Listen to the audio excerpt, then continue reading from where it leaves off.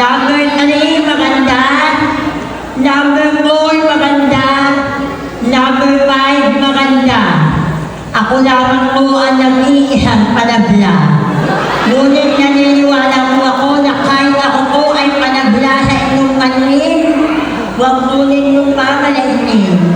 Dahil sa ganyang uri ng matimpala, kahit kami po ay panabla, hindi po kami nanablan ng pagkatalo sa gabing nito. Hindi mo lang po ako napanood sa Miss Q&A ng Showtime. Makakanood din naman po ako gabi-gabi sa palabas ko ni Direk Coco Martin na Subabu. At ako din po ang bagong member ng Manix Spam.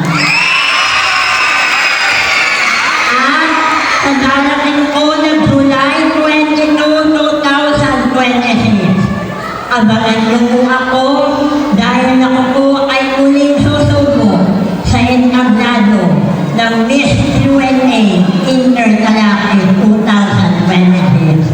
By the way, ako po ang babaeng nakapaghiwalay kay Jack Roberto. Ang babaeng mula sa langit, bumagsak sa lupa. Dahon na lupa, kaya may biyak sa bunganga. Your one and only binibining Barbie.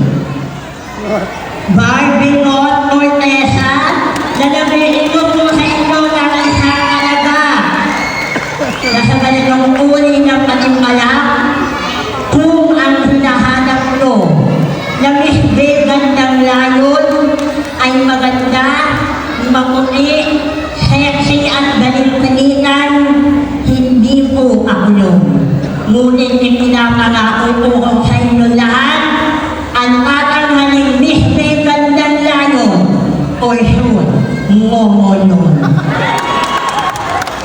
Once